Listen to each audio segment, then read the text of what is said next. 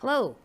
Thank you for the opportunity to be here with you today to share some information in your closing session. And congratulations on a very successful conference. I'm Lori Vanderplug, and I am here to talk to you a little bit about the educator shortage issue as it relates to your MTSS process. So we know that coming off of the pandemic, our worlds have turned upside down, and you are under a lot of pressure with trying to close the learning gap, the loss of opportunity for instructional services for students during that period of time. We also have the educator shortage issue that is exacerbating our ability to really be able to meet the instructional and social, emotional, and behavioral needs of our individuals across the nation, but particularly here in Michigan. So you probably feel like many of the signs that are up on this PowerPoint right now that says you're going this way and then you're going that way and then you've got to take a quick turn to the right and then you're at a dead end and then you've got to start all over again. And I can relate. I happen to have the privilege and the opportunity to be the director of the Office of Special Education Programs when the pandemic hit. So I know firsthand what it was like to face all of these road signs and trying to figure out which direction we needed to go and what we needed to do to try and service our individuals. But we have moved past that, and now we're at another point in our educational journey to really take a look at what we are doing now to try and mitigate some of the impact that you were experiencing as a result of not only the learning loss, but the increase in mental health and trauma-related issues for your students, and then coming out of the U.S. Department of Education, the decrease in the NAEP scores, and your expectation to be able to make increases and improvements in that area as well. So I'd mentioned to you that I would like to talk to you today about the educator shortage issue, and particularly as it relates to special education, but it'll be done much in collaboration with your general education peers as well. Had an opportunity when I was at OSEP to select this as my top initiative, and then moving to CEC, it's our top goal in our strategic plan. But I think it's important that we talk about how does the special education shortage issue here in Michigan impact your ability to really deliver the interventions and support the teachers and the specialized instructional support personnel that are involved in your MTSS process. So we're going to talk a little bit about that today. I wanted to start off by giving you a little bit of information around Michigan. Michigan passed a bill called 94D legislatively, where we were required to develop a task force to really take a look at the special education shortage issue here in Michigan. And so this is our mission. We're going to build, support, and sustain a new education system that can enthusiastically attract, prepare, and retain an effective and diverse special education workforce to serve individuals across Michigan.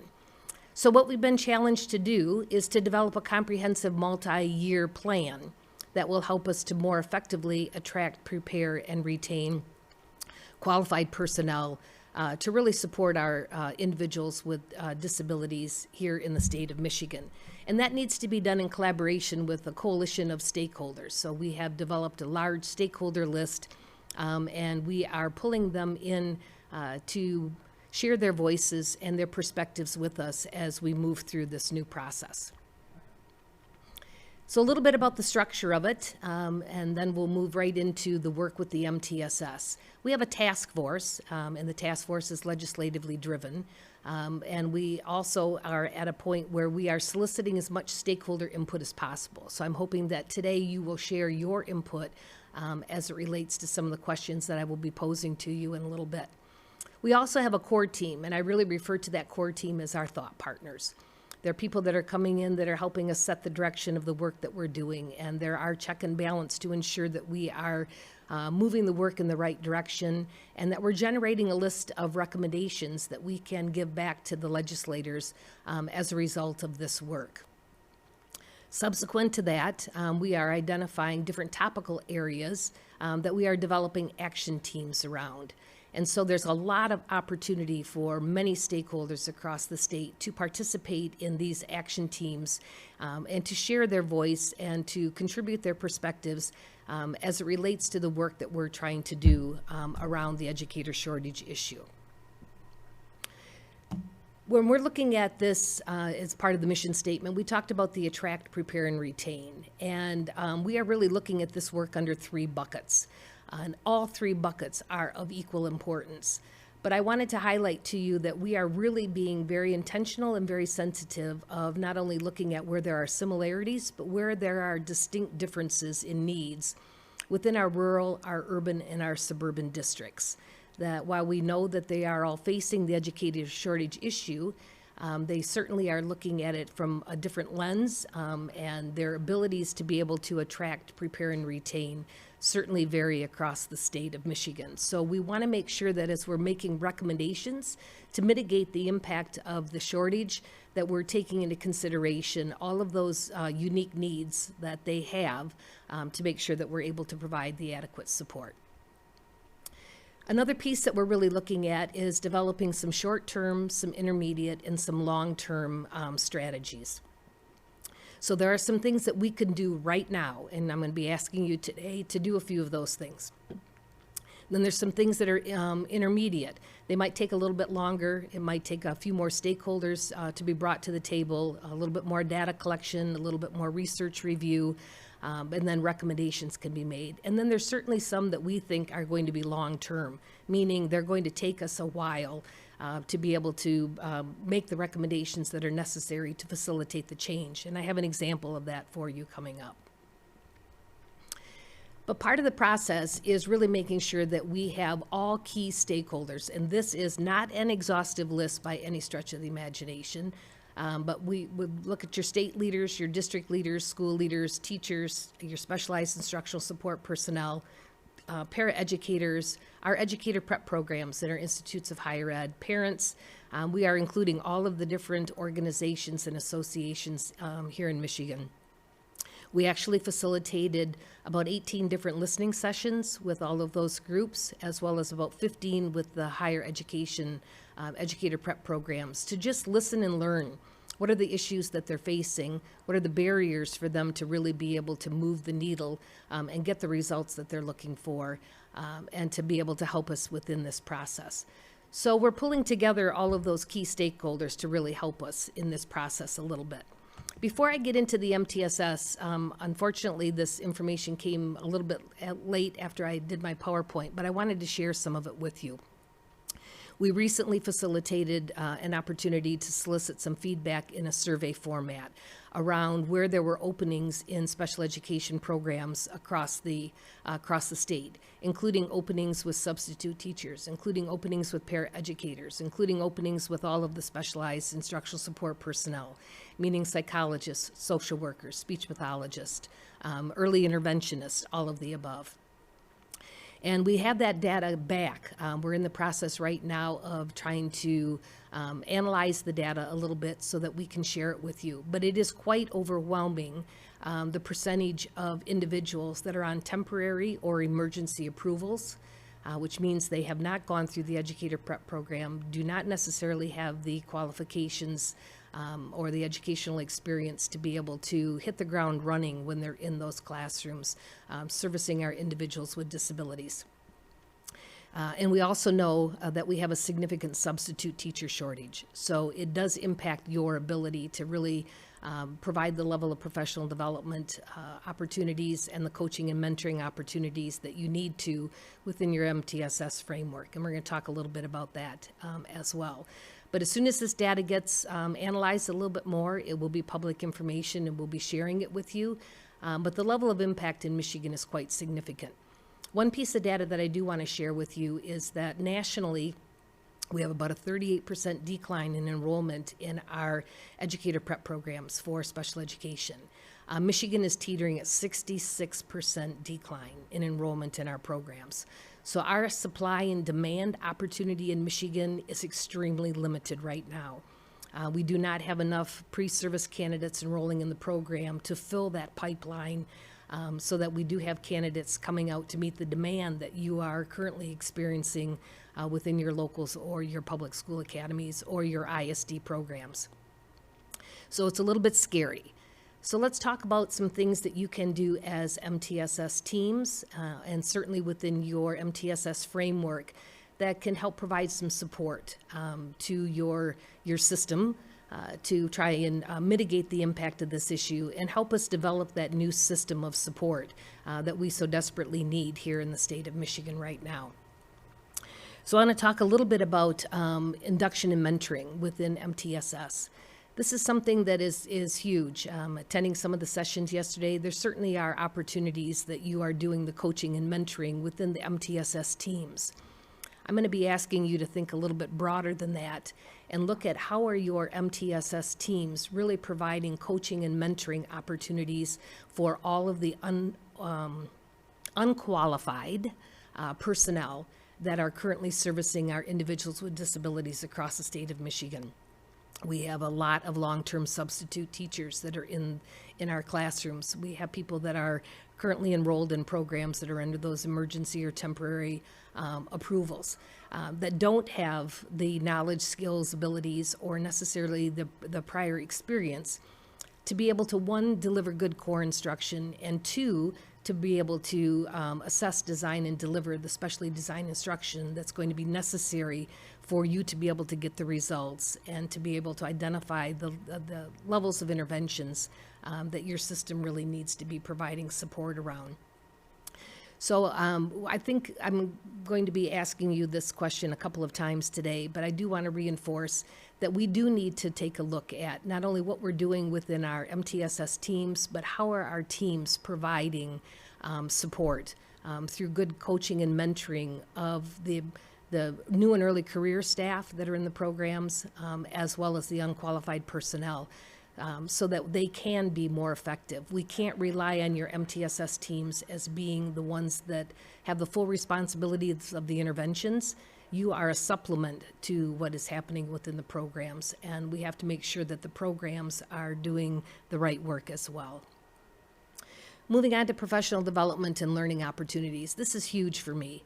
I think, again, we have to take a look at where we have barriers in this. One of our barriers that we're currently experiencing is the lack of substitute coverage there is available for us to have access to the long-term substitutes or the new and early career or the temporary and emergency approved people, those that are going through the alternative certification programs, that are the career changers that are coming in the classrooms and working on their coursework at the same time. But how do we provide that very intentional opportunity?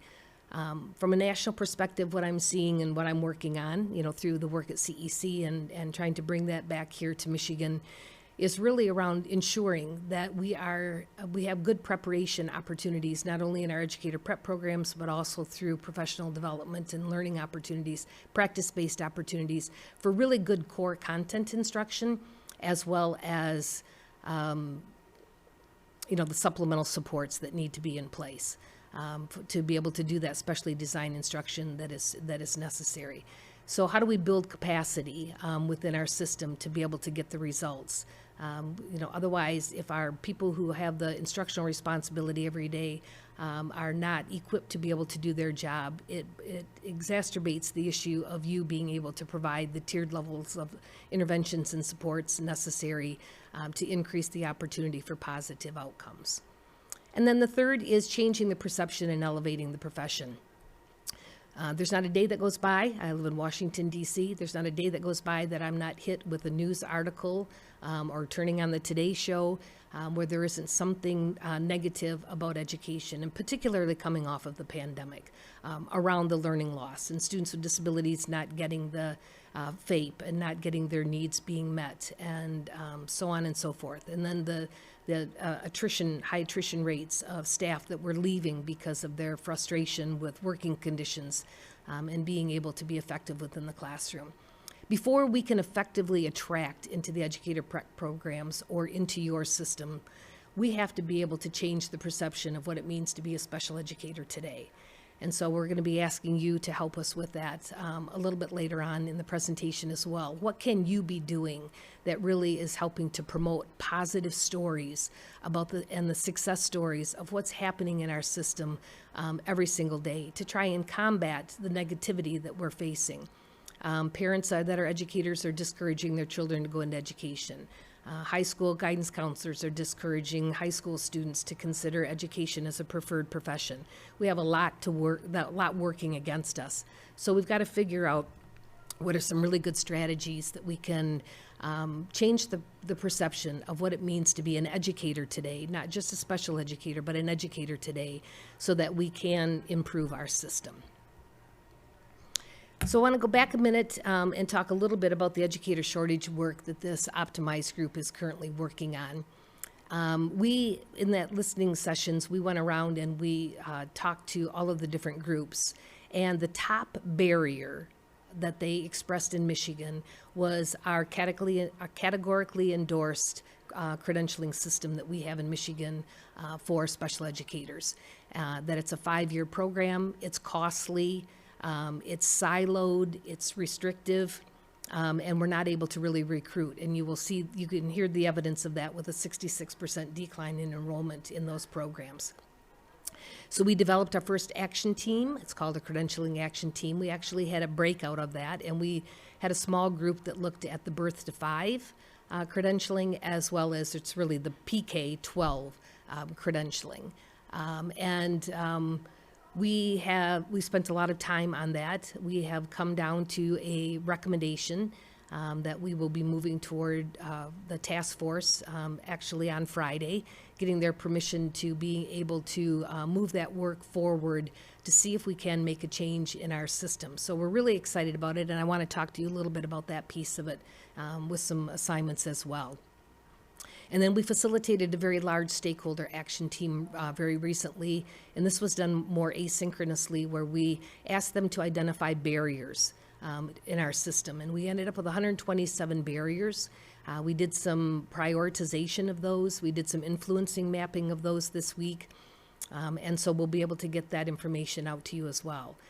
Those priorities then will be formed into action teams, and we're hoping that that might be around January, where we simultaneously will have quite a few action teams working on different issues and coming back to us with recommendations for improvements in our system. So we're really excited about the work that we've started with that as well. So I want to talk to you a little bit about this. When we looked at the credentialing piece of it, we looked at it as the what did the credentialing language need to say, the why behind it. Why are we making this change? Why is there a need for us to change from our current system to a new system? And then the third part of it is the how. The how is what we're going to be asking the educator prep programs to do to change their coursework, to more effectively prepare the pre-service candidates coming out of the programs to be able to hit the ground running and to be able to meet the diverse and unique needs of our individuals with disabilities. But I'm going to put this under the MTSS lens. This came out very loud and clear for this credentialing team, that MTSS was going to be a priority for part of the preparation programs.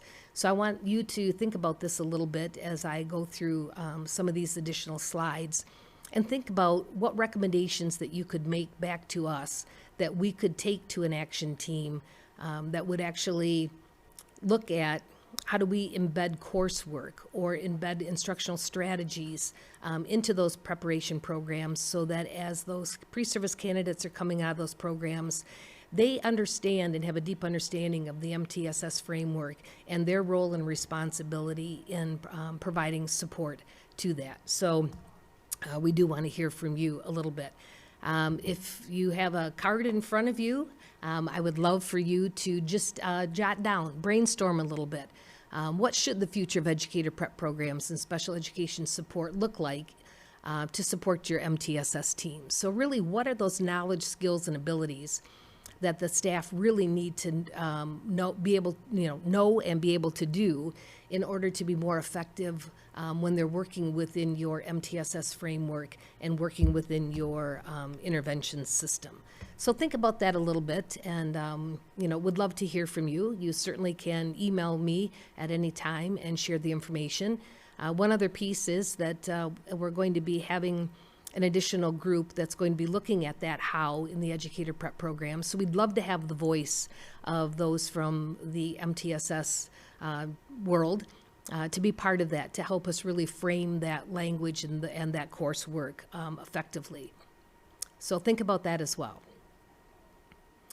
So I went back and did some research in some of the CEC archives, some of the articles around MTSS and educator prep programs, and what really were some of those knowledge, skills, and abilities. And I want to just share with you what I found, but I want to hear from you as to whether or not this is actually what we should be looking for in today's time. So we want them to have extensive knowledge of how to support students with disabilities in achieving rigorous content standards.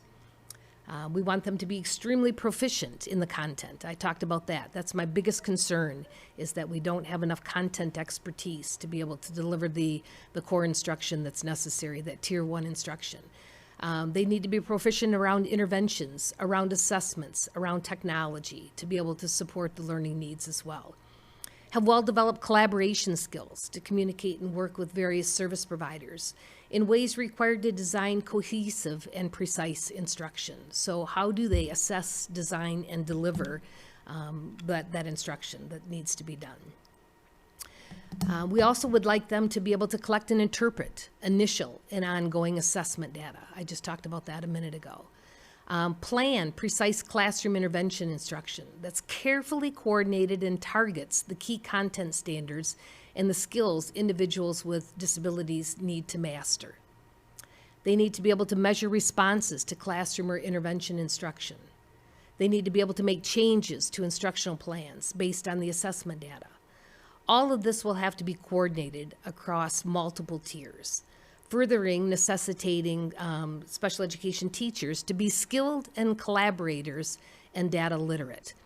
So these are just some of the skills that some of these previous articles, and it's interesting to go back and look at historically what people were saying, but how that still applies to our need today within our current system. A few more things. Our staff need to have more extensive curricular knowledge, particularly the general education curriculum and the literacy and the numeracy demands the curriculum place on students with literacy and mathematics strategies for intervening in student learning.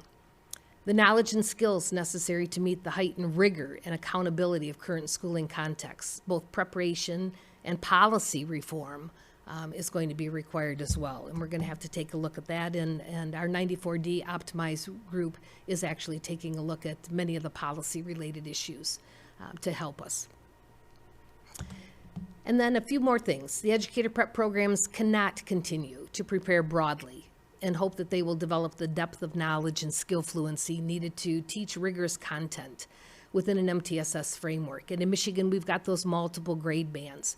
And how does that impact our educator prep programs and our ability to deliver the coursework within those educator prep programs so that our pre-service candidates can come out better prepared to be more fluent in their work. The educator prep programs must provide practice-based opportunities using the essential skills and knowledge, be grounded in research and include collaboration practice with general education teachers. Just on a sidebar, the new CEC K-12 standards have an alignment with the high leverage practices that I'll talk about in just a minute as well, but also our practice-based opportunities. And we know today that it can't be that we're just sharing information, but they have to have an opportunity to practice the delivery of that content and then get the feedback that's necessary so that they can drill deep into their toolkit of skills. General education teacher preparation will need to change in rather substantial ways to ensure pre-service teachers have the skills and abilities to work within an MTSS framework. So how are we going to do that? We're going to do that with your help. And so I'm hoping that you are willing to share information that you have, recommendations that you have, or as I mentioned a little bit earlier, volunteer to be part of one of our action teams as we're looking at pulling all of this together. So I have some questions that I want you to ask your teams, and these are going to be all reflective questions and really taking a look at what are you doing within your system and what can you be doing a little bit differently. So I hope that you go back and with your team, not to say that you aren't currently doing this, but I do think that this is something that we need to continue to do with a lot of intentionality. To really reflect and review the professional learning that you're offering and the coaching supports that you have in place.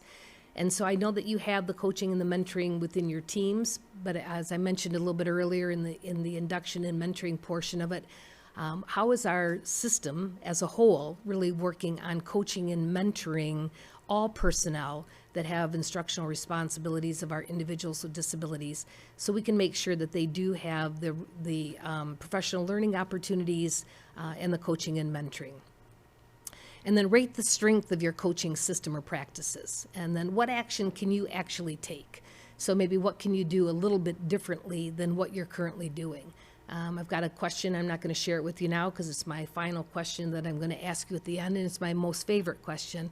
But I do hope that you will take some action as a result of your learning the last few days and all of these great sessions, as well as just reflective opportunities as you're working through your own assessment processes.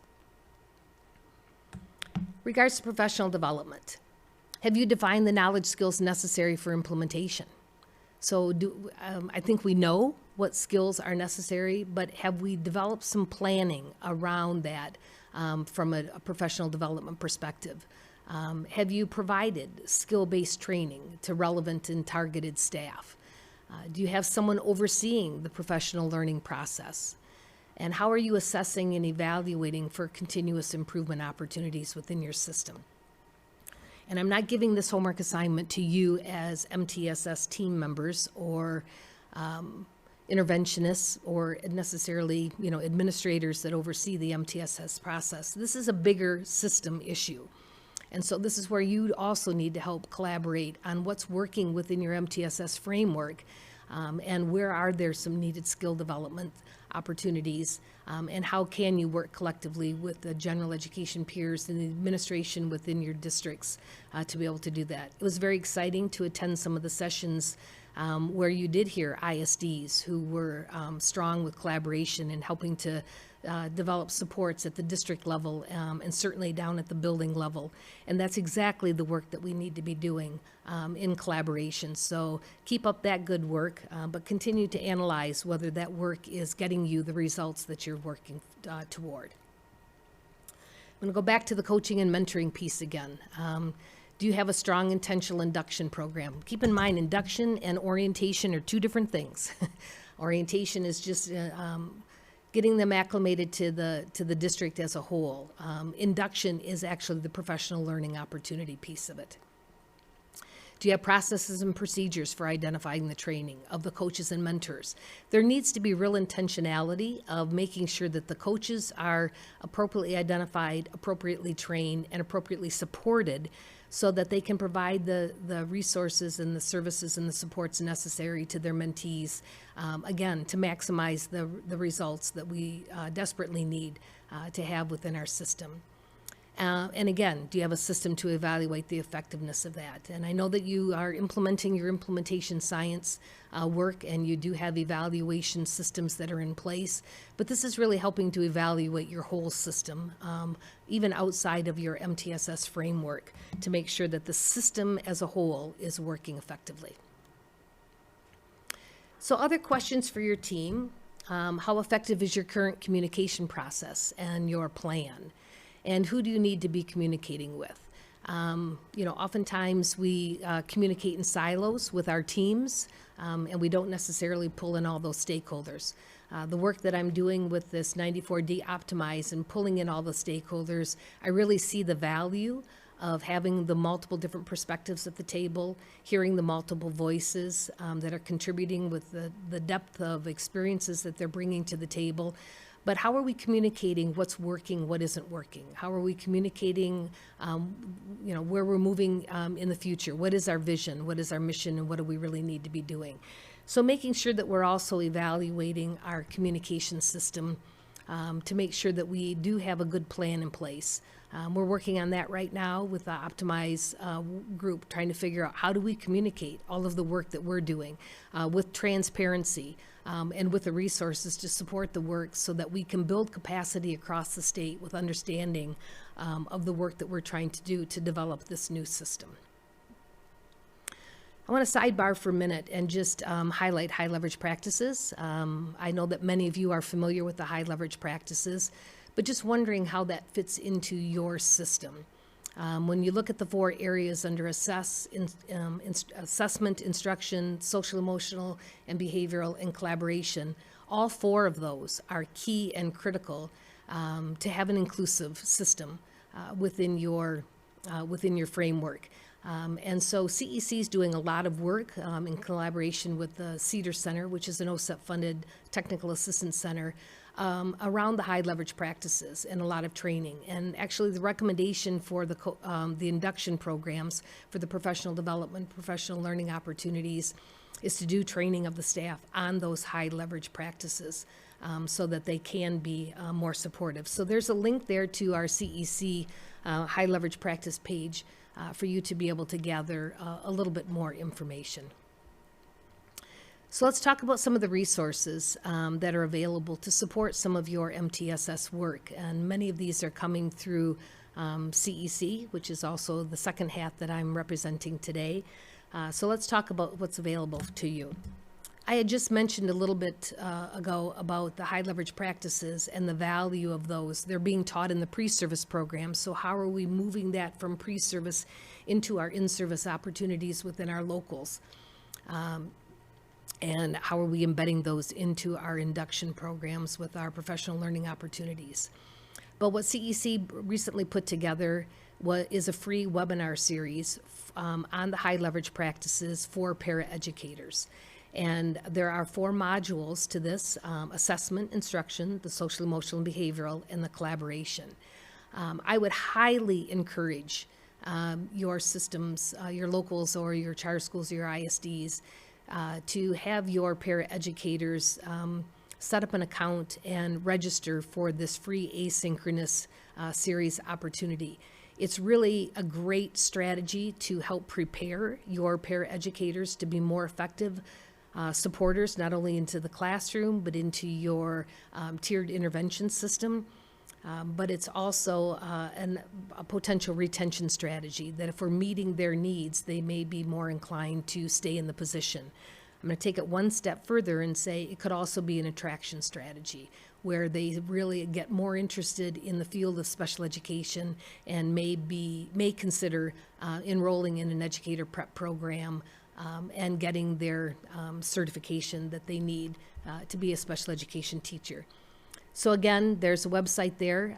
It's free. Highly encourage that you do this. So again, you're building capacity of your entire team, which is inclusive of your paraeducators.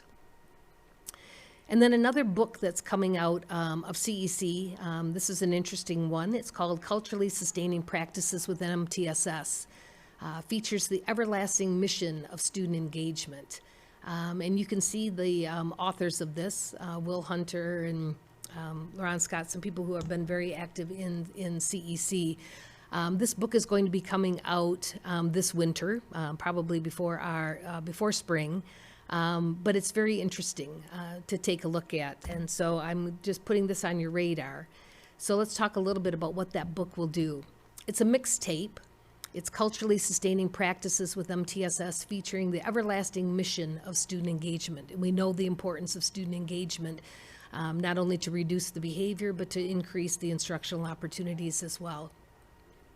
And so they're going to be focusing on interventions, strategies, considerations that can support teachers in working with all students, academically and behaviorally.